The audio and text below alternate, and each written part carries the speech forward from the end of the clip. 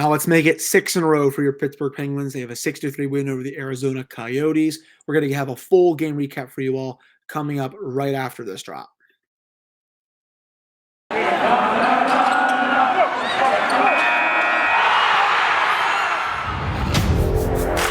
You're Locked On Penguins, your daily podcast on the Pittsburgh Penguins, part of the Locked On Podcast Network, your team every day.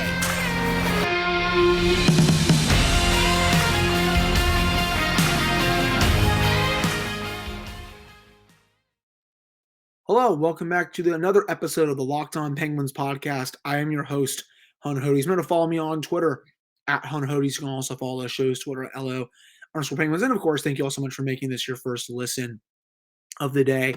As I said in the cold open, Penguins get a 6-3 win over the Arizona Coyotes on Tuesday night. That's now 6 in a row, and they are 17-2 in their last 19 games. Just a ridiculous stretch here for the Penguins ever since basically, mid to late November, where they really started to turn it on. I think the biggest storyline tonight, we got to start with Brian Boyle. I'm laughing about it just because what a goal that was. I mean, first off, great pass from Zach Aston Reese. I mean, just to thread that in there through Arizona Coyotes defenseman stick. Really nice. And then Boyle is able to do the rest between the legs with his stick, top cheese. That is a goal of the year candidate right now. And honestly, the Coyotes should probably relegate their franchise. And, there's a lot of rumors going around what Arizona's going to do, the city of Glendale, what's the arena situation going to be like, all this other garbage. But, just because of that goal, they should have to move to like Houston or Quebec City or whoever else is going to take them. I mean, you're letting a freaking 36-year-old Brian, however old he is at this point, he's in his 30s. You're letting an old man, Brian Boyle, do that to you. It is time to move your team somewhere else. And that is his 5th goal of the season, believe it or not. And I do have something to say about that. I have definitely been dead wrong about Brian Boyle's impact on this team. I said before the season I didn't think it was going to move the needle much. I thought they had better players inside the dressing room and just down in Wilkes-Barre that could fill his role pretty easily. I've been wrong about that, and I don't mind being wrong. I'll own up to it. I'm objective. That's fine. I can old takes expose myself, but it's really been a pleasant surprise to watch him play. He definitely was a little weak, I would say, on the turnover, and that led to the Coyotes' 3rd goal. Though Dominic Simone, I think, was the culprit there mainly, and we're going to get to that later on in this episode. But Boyle has been so good in a bottom 6 role this year, and this is just a really good fit for him. He's good defensively on the PK. That goal tonight is spectacular. But even before that, he was scoring a few other goals. He still has it in some capacity. And, he's going to be playing, I think, a lot of hockey down the stretch here, which is fine. How do I want to say this? He's been pretty good even before he gets scratched, so I don't really have a problem with it. Jason Zucker, he's week to week at this point with a core muscle injury, so he came back and tried to play through a hernia. That's just ridiculous. Again, I'm going to get to that later on in the episode, but, again, I don't mind that he's going to be getting a lot more playing time down the stretch.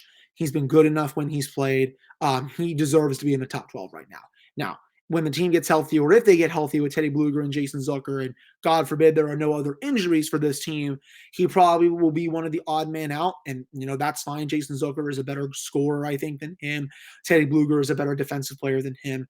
But he is still a player that can be that 13th forward that can come in, if the team needs a spark, or if Mike Sullivan just, wants someone else to come out of the lineup if they're struggling or something like that. So I'm really liking what I'm seeing from Boyle. I know I haven't talked about him a lot on the pod recently, but, I wanted to give him a special shout out tonight, especially with that goal. But just overall, I've liked his game a lot this season, and, I've been dead wrong about him overall. Overall game-wise, just going to there for a quick second. The first period, that was definitely a period where it was like watching your water boil for pasta. Just you sit in your kitchen waiting to cook yourself mac and cheese or whatever, butter noodles, spaghetti, meat sauce, whatever. The Coyotes, they came in with a plan. They were executing it pretty decently. And then, obviously you weren't going to do that for a full 60 minutes against the Penguins. I mean, that's just not going to happen. But they did it pretty well, I would say, through the first 20 minutes because there was not a lot there. There was one shift that I noticed. I'm sure some of you all noticed this as well. I'm going to mute my Discord here for a sec.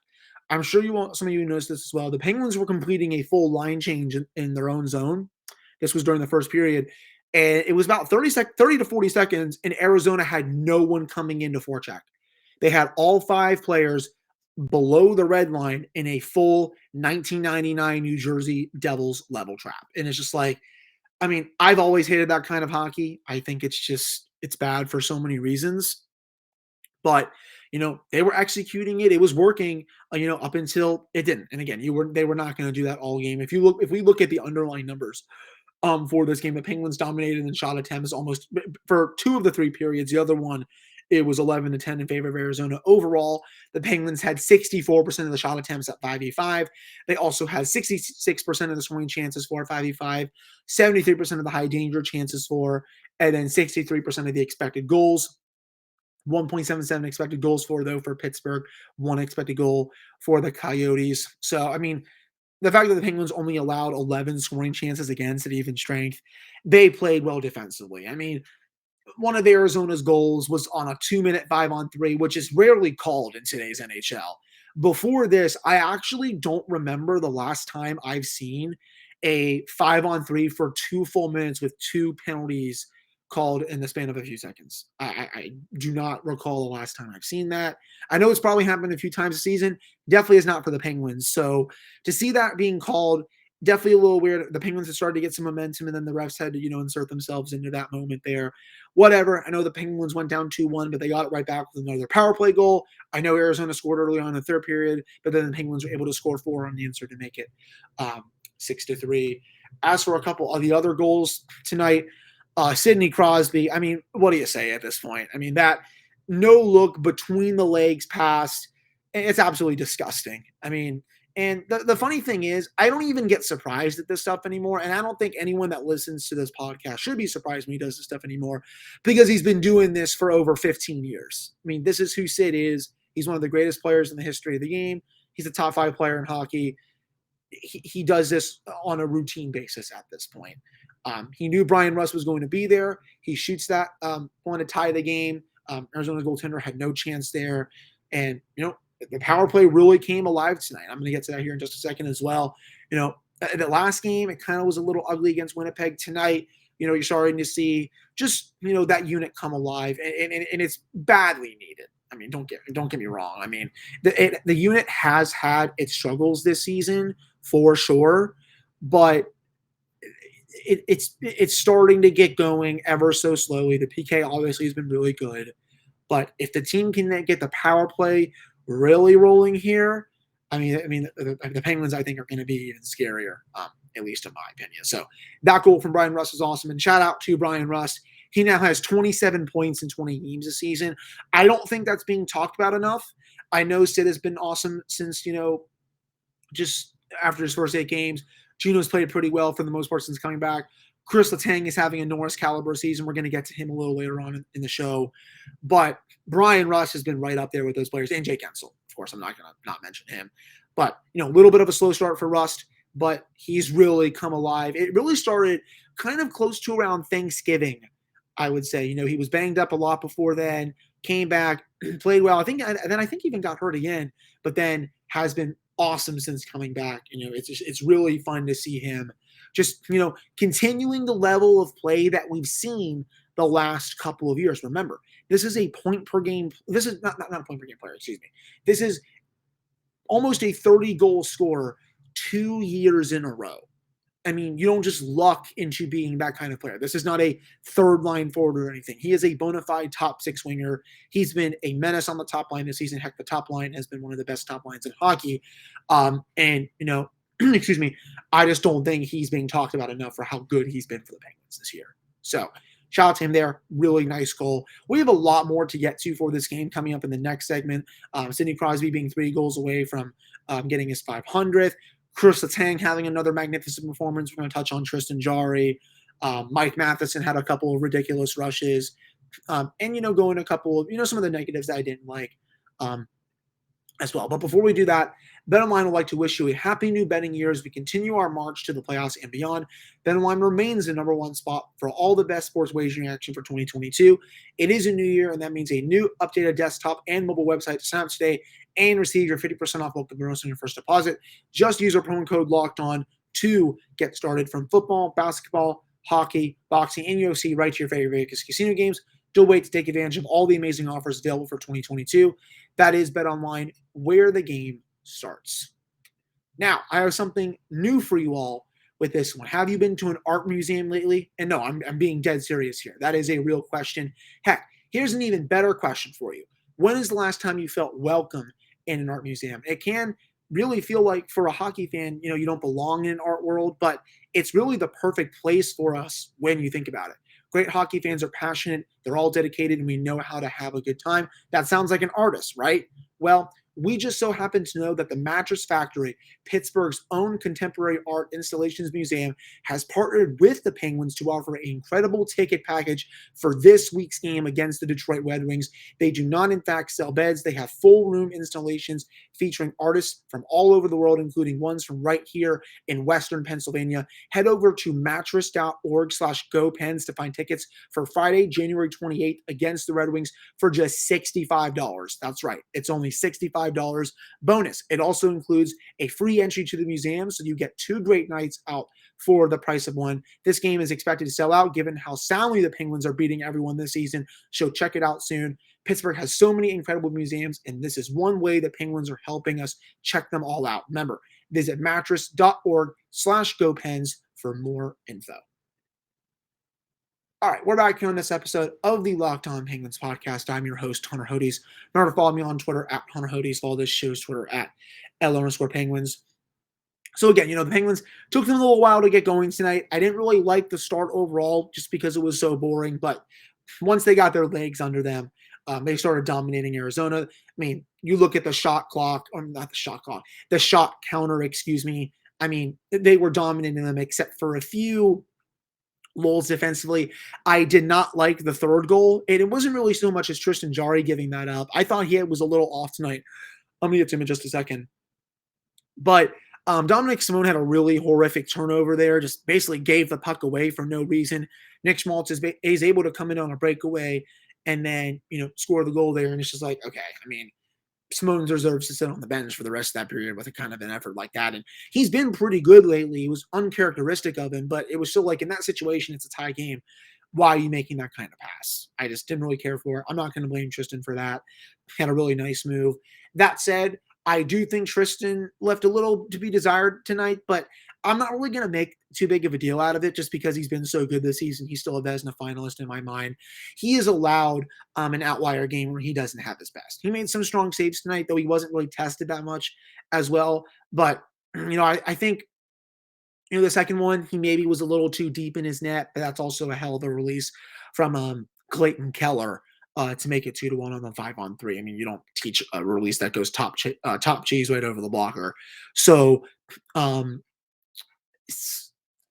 it's kind of whatever, I guess, to me. I would have liked him to be maybe a little more aggressive in that situation just because Keller was so close to the net. Overall, though, I still think he was fine. He's allowed to have kind of a net performance, especially coming off that game against Winnipeg where he was their best player. So at the end of the day, I'm not really worried about Tristan. I don't think anyone else should be either. Kris Letang, going back to some positives, 2 more goals tonight. He is now, this is per Jed from Penguins Twitter, top 50 all-time among defensemen in goals scored in the NHL. So congratulations to Kris Letang on those. I hope everyone chronicles those in quotation marks. If you don't know what I'm talking about, well, there is a Twitter account called Penguins Chronicles, and he likes to bash Kris Letang for no reason, and it doesn't make any sense. And that's the last I'm going to talk about that. So he was magnificent again tonight. I tweeted about it on my social media again. I'll say it here as well.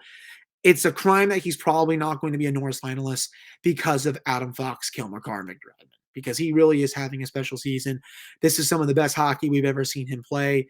Both of his goals tonight were, they were just vintage Letang goals. The first one maybe gets a little bit of a lucky balance, but the second one, just a really beautiful snipe past the blocker side of I'm like almost forgetting the Arizona goaltender's last name.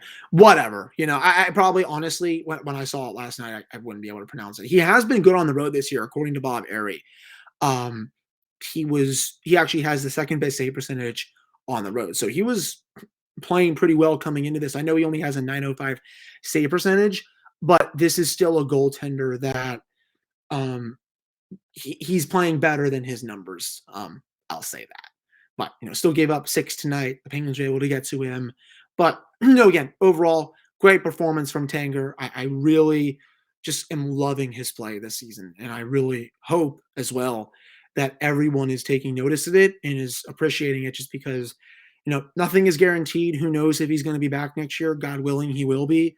But, this is a special season, what we're witnessing right now from Kris Letang. And it continued tonight in such a big way. So 2 massive goals from Tanger there. Already touched on the Bryan Rust one. Sidney Crosby, he gets goal number 497. So 3 away from 500. That's got me thinking as well, how many will he go towards, for his career? I think he'll get 600. I don't think he'll get 700. I think that's probably a bit of wishful thinking, at least in my opinion. You don't get to 700 unless you're basically a pure goal scorer.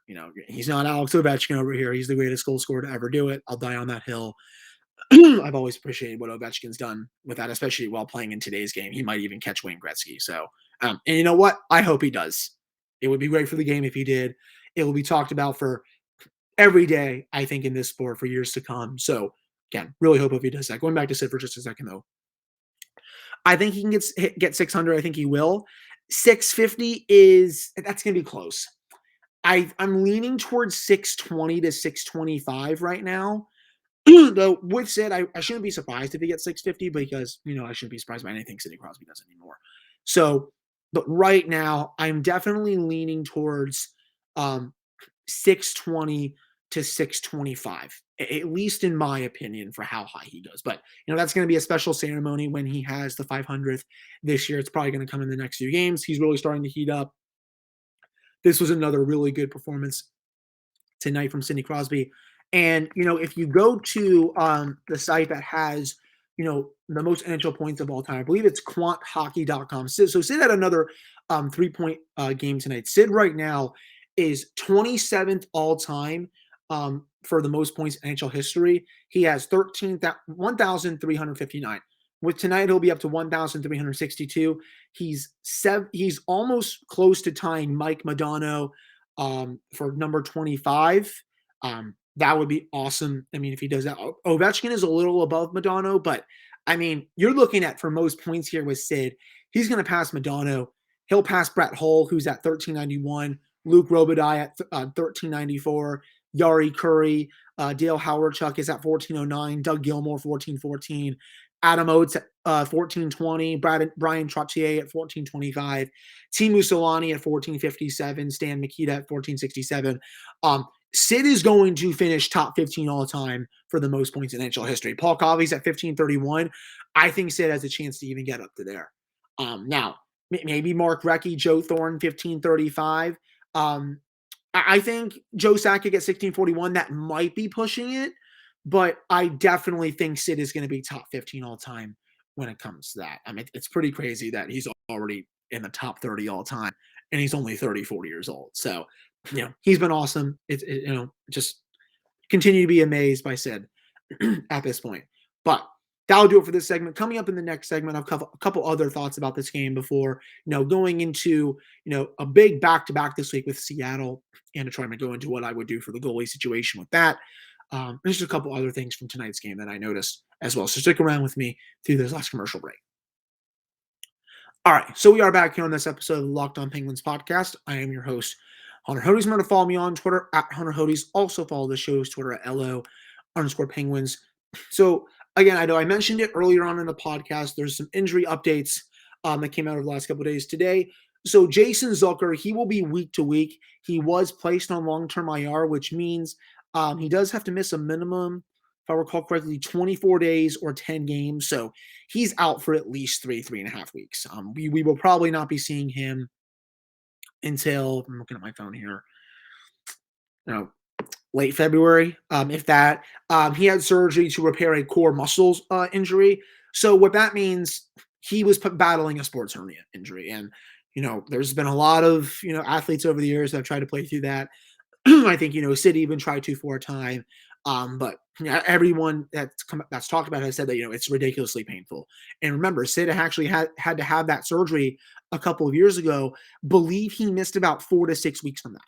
So that's probably what the timeline will be here for Zucker. Wish him the best in his recovery. Hopefully he can come back strong, because he had a great game coming back from it the first time, had 2 goals. I don't want to hear anyone question Jason Zucker's toughness ever again. Again, the guy literally had 2 goals while battling a hernia. So I'm not going to, stand here and subscribe to the notion that he's not tough or anything like that.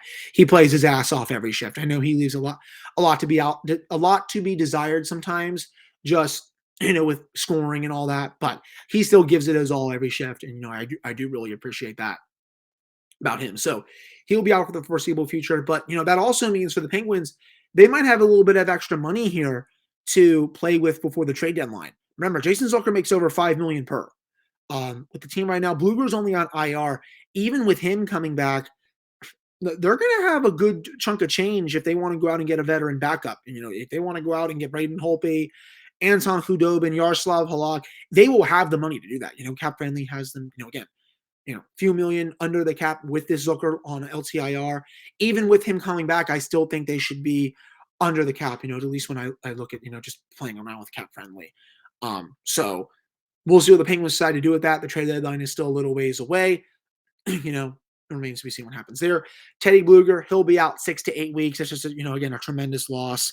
Broke his jaw with that Brendan Dillon hit. I wish I was surprised with the league not giving out any discipline, but, it's the Department of Player Safety. I'm not surprised by anything they do anymore.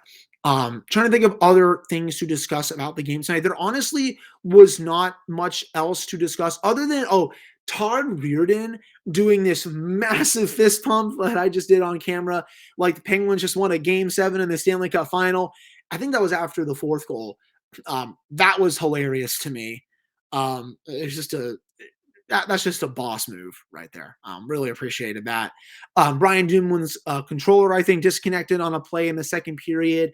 Got a prime scoring chance, has the puck, is waiting out the goaltender, and then he gets his pocket picked by 2 Coyotes. And I'm just like, what are you doing there? I understand he's not known for his offense, but I was still really confused when he just kind of sat there and didn't do anything with the puck. It's like, you don't have all day, right? So definitely, I think a little bit weird there. Didn't like how Pettersson kind of got walked on this on the first goal. I think that Arizona scored. Just I think played that wrong along the boards. Jar again, he couldn't get over in time with his glove. I'm not really going to blame him too much for that, but I would mainly put that blame on Pettersson. He'll be better. He's been fine for most of the season. Anyway, but I think that will probably do it for this episode of the Locked On Penguins podcast. I don't think I missed anything. I will say, though, best wishes to Patrick Allvin. It looks like he has taken the Canucks general manager job, Jim Rutherford.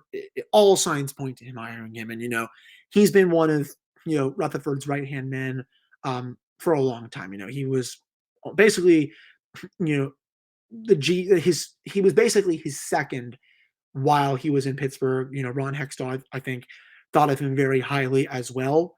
So I think it might be a bit bigger of a loss than what some people are making it out to be. But, I'm curious to see how Ron Hextall fills that void as well. So best wishes to him. I really hope he kills it. I always loved listening to his scouting reports every year during the draft. He always knew his stuff. And, I know he didn't hit as much at times on some of the prospects, Dom Simone, but Puustinen looks really good. The goaltenders are potentially going to be good. We'll have to see with some of the other players that they selected under his watch, just, how good they may turn out to be. I did forget one thing as well before I let you all go. Brock McGinn, he got his 10th goal of the season tonight. I don't really want to hear about how he's worse than Brandon Tanev. It's just factually not true. Well, I shouldn't say that, excuse me. In my opinion, I don't think it's true. Wait, what the hell am I saying right now? In my opinion, he is a lot better than Brandon Tanev. Jeez, the third time is the charm there. I am just completely screwing up my words right now, and I wholeheartedly apologize about that. I know Tanev brings a lot more energy than maybe McGinn does, but he had a couple pretty big hits tonight I was like, whoa, Did not see that coming from him. But, 10 goals and we're halfway through the season. That's a 20-goal pace for a full 82-game season. We'll have to see if he hits that. But I've been really impressed with him all season. He started out a little bit slow, but he's been a really good signing from Ron Hextall and has filled that Tano void picture perfectly, at least in my opinion. But again, that'll do it for this episode of the Locked On Penguins podcast. That's now 6 in a row for the Penguins, 17 of 19. They're back in action on Thursday against the Seattle Kraken. Then they'll play Detroit on Friday before playing LA, and then Washington next week before the All-Star break. But that'll do it for this one. Hope you all liked and enjoyed listening to this one. Remember to follow my socials, Hunter Hodes on Twitter, LO_Penguins for the show's Twitter. The show is on Apple and Spotify and YouTube. And I'll be back with another episode for you all on Wednesday.